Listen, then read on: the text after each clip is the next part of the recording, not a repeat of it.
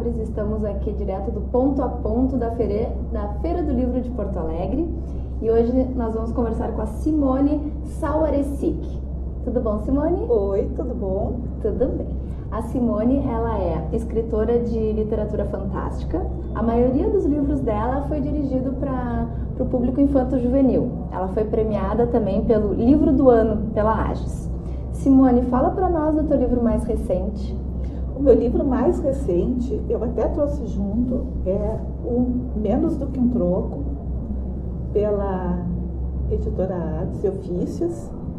E, pois é, tu agora acabou de me apresentar como escritora de literatura fantástica, e esse livro em particular não é literatura fantástica, né? É um dos poucos originais, é uma das poucas histórias que eu tenho, onde eu procuro abordar a vida real. Sempre entendendo que a vida real que a gente escreve nos livros é aquela que a gente entende como vida real, né? E nunca se sabe se na realidade as coisas não são ainda mais complicadas, não é, do que aquelas que a gente consegue plasmar numa folha de papel. Como dizia minha avó, papel para quieto, ele aceita tudo, né? Então, mas é a história de um menino, de um adolescente que está em busca do seu primeiro trabalho e tem uma série de dificuldades, porque ele não tem prática, ele não tem conhecimento de nada, nunca trabalhou fora antes, mas ele quer trabalhar. E aí, no final das contas, ele termina indo parar numa ONG para fazer um curso de informática e desenvolve uma espécie de vírus de computador que ele dissemina, né, através da internet. Na verdade, é um livro que fala sobre ética. Eu, pelo menos, espero que os leitores não apenas se envolvam com a história do Wellington, que é o protagonista, mas que elas também pensem, né, sobre a situação em que o Wellington se mete por conta própria, né, no afã de conseguir sair melhor, né, da situação em que ele se encontra e que realmente que as pessoas pensem, né, o que é certo, o que é errado, como a gente tem que resolver os nossos problemas, qual é o tamanho do nosso problema, se essa é a melhor solução que existe realmente para contornar aquela encrenca, né? Então, é por aí que vai a história. Ele foi lançado no ano passado e eu fico muito feliz porque eu gosto muito dessa história e gosto muito desse personagem. Fala para nós também sobre os outros livros que tu já escrevesse, então. Eu tenho uma literatura que eu sonho, penso que é uma literatura que pode ser acompanhada dos 8 aos 80, né? Eu tenho livros infantis, infanto-juvenis, como Receita para Fazer Dragão, que atualmente está sendo editado pela Cortez. É um livro que eu gosto muito, é uma história muito fofa. Eu sou suspeita de dizer isso, né, Carol? Mas eu acho a história muito fofa. Que é maravilhosamente ilustrado pela Janaína Tokitaka. Nossa, com umas aquarelas lindíssimas, doces demais. Ai, que lindo! E a história de uma menina que ela aprende a fazer origamis que criam vida. Então, com esses origamis que criam vida, ela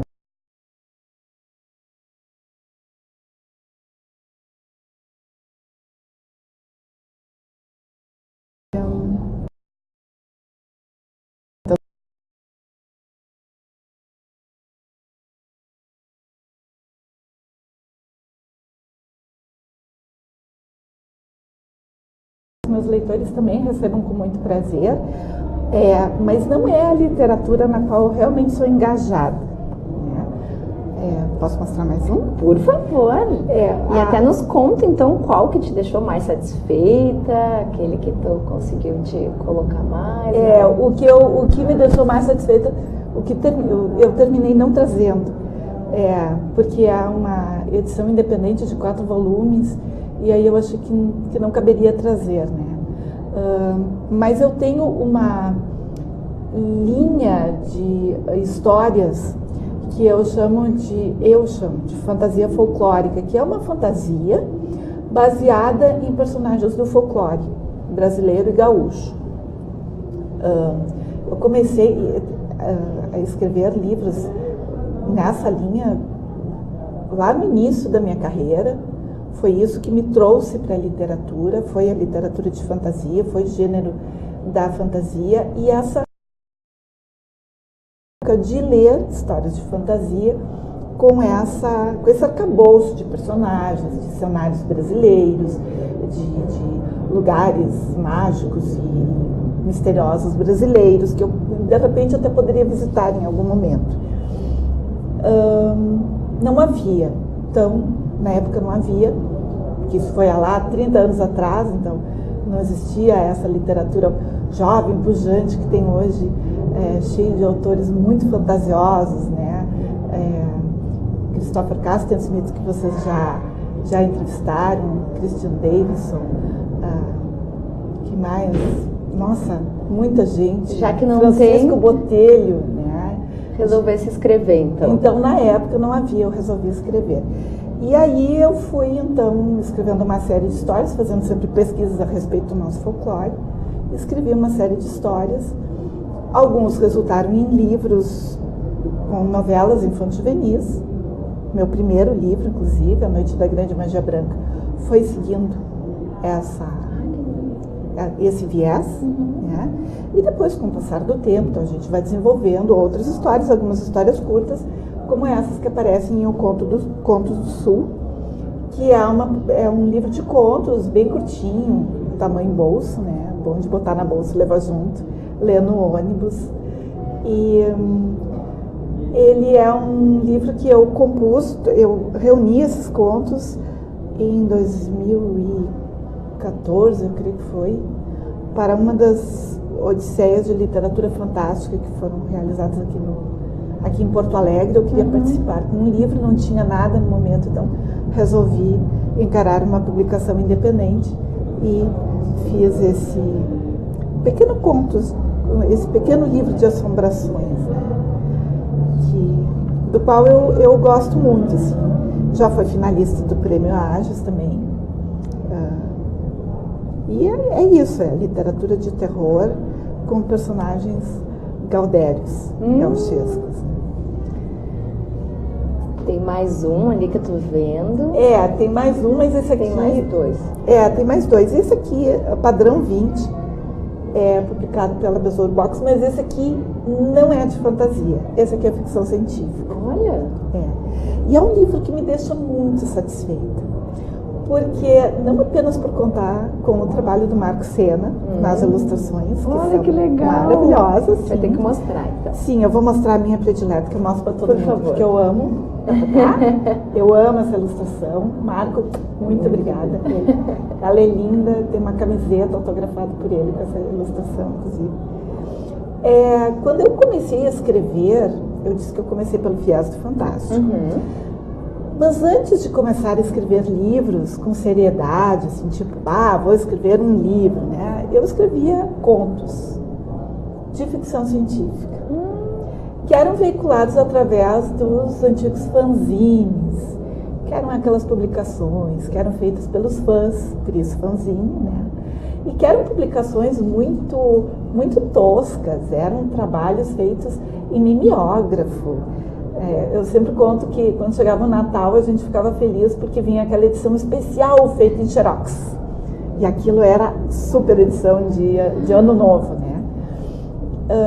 Então, a ficção científica, na verdade, ela está nas raízes da minha literatura, numa época que eu nem sonhava em ser escritora. Quando surgiu a oportunidade de publicar o Padrão 20, desse jeito, eu também posso. E esse brasileiro vai estudar, vai se esforçar e vai ser o grande cientista que vai estar lá também estudando.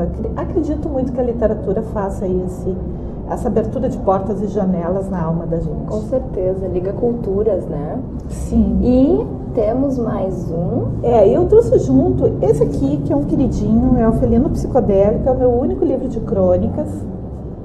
Ele é um livro também independente, eu tenho várias edições por editoras profissionais e várias que são engajamentos independentes, assim, que a gente termina trabalhando neles e manda ver. Esse livro, que é o único de crônicas, então, tem muita questão de mostrar, porque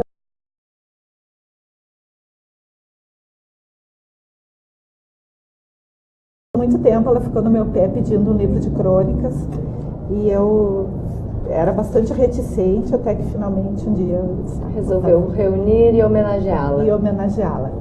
Então são crônicas que estavam num blog, eu as retirei do blog e agora é só no livro. Ai, que lindo!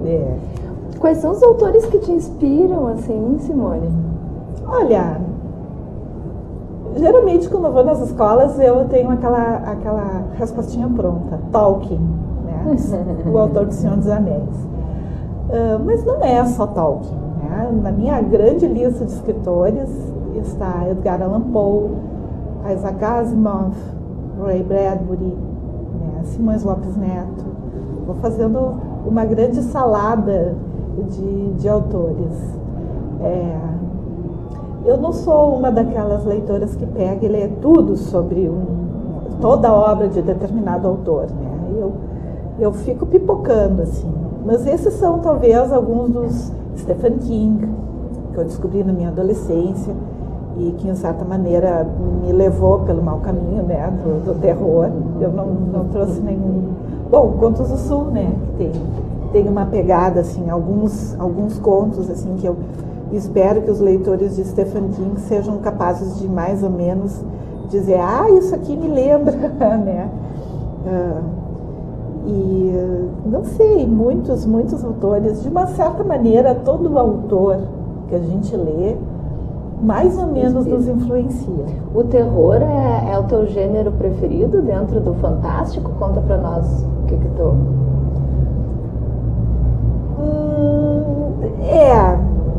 Eu diria talvez que é o mais desafiante. Eu acho muito difícil fazer as pessoas ter medo. Apesar de que eu tenho alguns leitores que realmente sempre me dizem que ficaram com medo quando leram este ou aquele conto. Mas eu acho mais difícil. A ficção científica, ela oferece uma dificuldade que tem a ver com o dado científico, né? Não errar o dado científico é uma coisa muito importante quando se escreve esse tipo de literatura. Eu me lembro de uma historinha em torno de um conto de Ray Bradbury, por exemplo, que aparece num dos livros clássicos dele, onde ele falava um personagem que está em Marte e ele contempla o nascimento das duas luas de Marte a leste. E não é verdade, porque as luas de Marte giram contrário, a órbitas contrárias. Então, quem sabe desse dado, chega ali, tropeça e diz, acabou o conto. De convencer mesmo o meu leitor. O gênero mais fácil é o da fantasia. É onde a gente pode brincar mais, eu acho. É menos comprometedor, talvez, você errar com um bicho folclórico do que se tu errar com um dado científico, por exemplo. E tu acha que passa por aí a questão da diferença, de repente, de escrever uma literatura fantástica para jovens e adultos? Sim, com certeza. A parte de que na literatura para adulto, a gente consegue explorar talvez um texto mais cru, digamos assim, onde você pode incluir cenas de sexo ou de violência maior, enquanto que quando eu tratar desse tipo de assunto na literatura infantil e infanto-juvenil, eu vou tratar de uma outra maneira, com uma outra pegada, de uma maneira mais metafórica, talvez, procurando não carregar tanto nas tintas. Eu acho muito parecido a questão da pintura. Eu não pinto nada, tá? Mas eu acho meio parecido a questão do escrever com pintar. Né? Dependendo da cor que você usa, da forma como você trabalha, aquele símbolo, exatamente, aquilo muda de público. Né? Perfeito. Quer contar para nós alguma lembrança que tu tem, assim, carinhosa da feira? Sim, eu tenho uma lembrança muito carinhosa que envolve Maria de Norá. Foi a minha primeira sessão de autógrafos. O livro se chamava Noite da Grande Magia Branca. Ninguém me conhecia e eu não conhecia ninguém. Realmente, eu só conhecia o editor do livro e aqui em Porto foi autografando, foi terminando aquela fila e quando terminou o meu horário, eu humildemente fui pegando minhas coisas e tal, ela terminou o último autógrafo e gentilmente veio e me pediu um autógrafo. Que lindo! Então essa foi uma das mais encantadoras, assim, um dos momentos mais encantadores que eu vivi na Feira dos Livros. Eu já vivi muitos momentos muito encantadores aqui. Mas esse eu guardo com muito amor e carinho, porque realmente foi muito amoroso. Então, com essa linda história, Feira do Livro de Porto Alegre, com a Simone Saueressig. Isso. Muito obrigada, Simone. Muito obrigada, Carol. Muito obrigada. Obrigada, Feira. Beijo pra ti.